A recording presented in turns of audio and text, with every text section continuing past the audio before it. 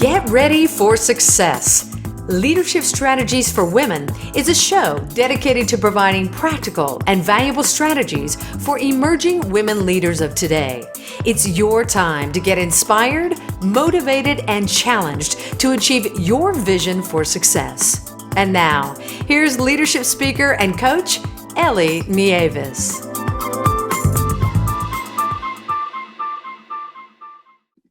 Hi, this is the Leadership Strategies for Women podcast, and I am your host, Ellie Nieves. I'm the founder and president of Leadership Strategies for Women, where I develop seminars and webinars to help high-achieving women show up, speak up, and step up in their careers. To learn more, you can visit my website at leadershipstrategiesforwomen.com, or you can follow the Leadership Strategies for Women page on Facebook. Today, we're talking about grit. Grit is a skill, one that can be taught to help people overcome fear, break through uncertainty, and reach their full potential. Here to talk to us about developing grit is Shannon Polson. Shannon is the author of The Grit Factor: Courage, Resilience, and Leadership in the most male-dominated organization in the world. She served as one of the first women to fly the Apache helicopter in the U.S. Army. Her career as an Army officer and attack aviation leader around the globe spans almost a decade. In addition to her military service, she spent 5 years leading and managing in the corporate sector. As a dynamic, in-demand leader, Polson reaches thousands of people a year at major organizations and large public venues on topics related to leadership, courage, resilience, and grit. She and her husband, Peter, have 2 energetic sons. Shannon, welcome to the Leadership Strategies for Women podcast. Thank you so much. What a privilege to be here with you.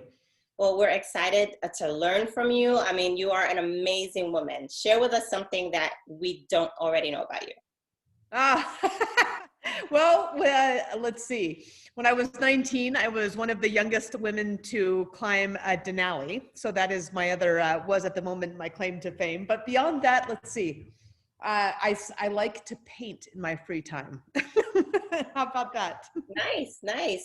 Fierce fighter and creator. Nice. Very nice.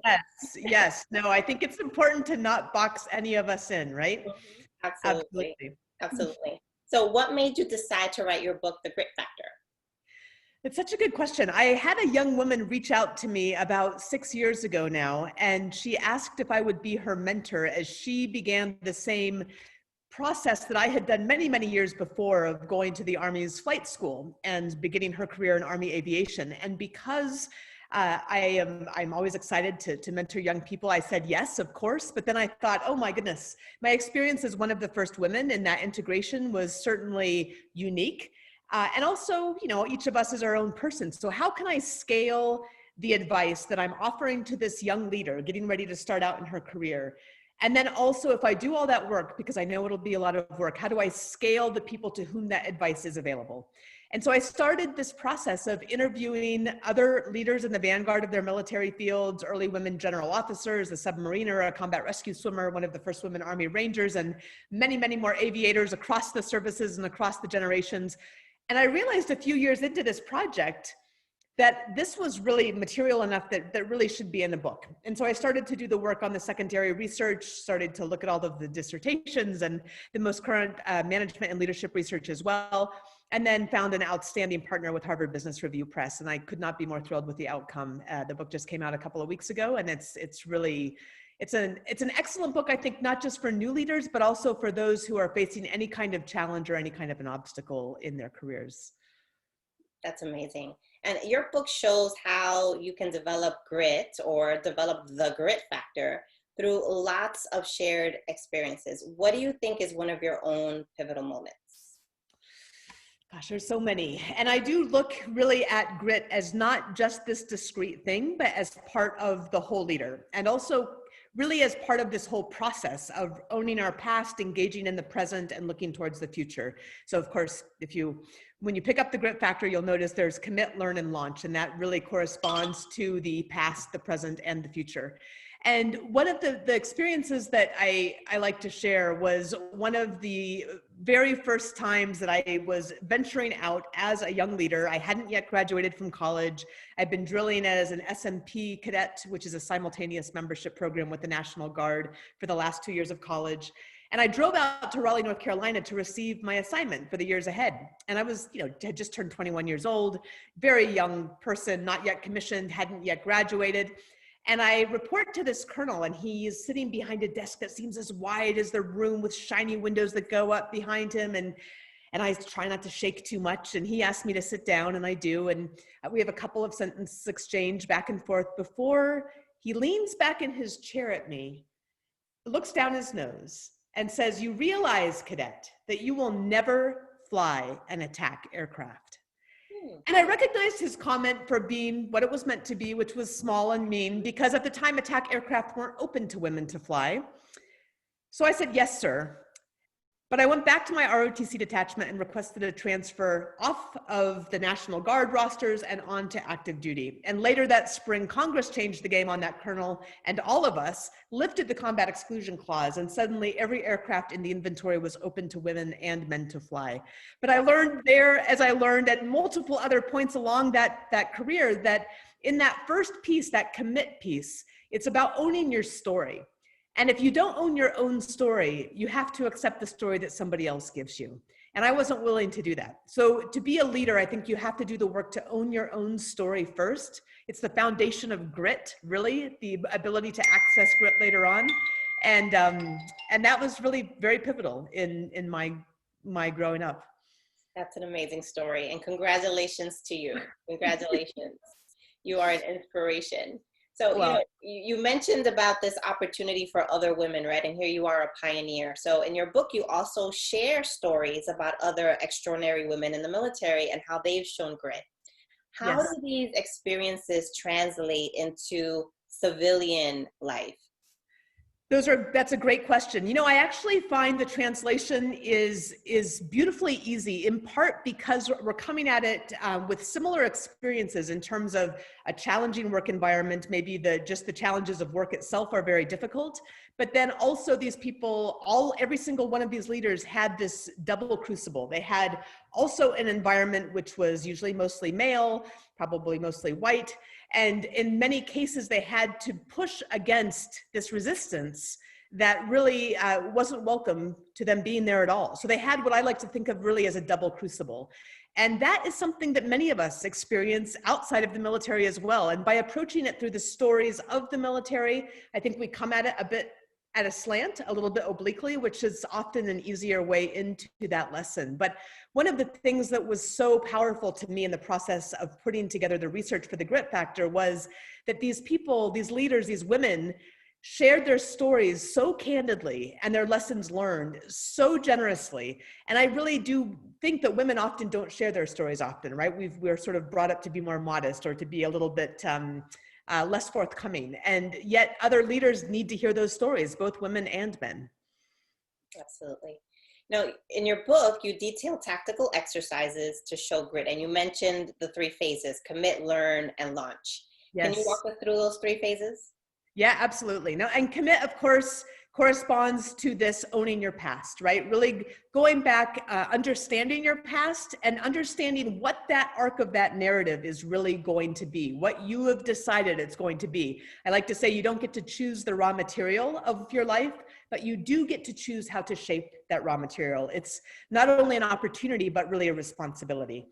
The second part of that commit phase is drilling down to your core purpose. And I like to say starting with why is fine, but it doesn't go nearly far enough. So in that, we really drill down to what core purpose is. And that gives us the tether and the foundation for those subsequent phases and really accessing that thing that I've always called grit. The second phase is learning. That's really engaging fully in the present.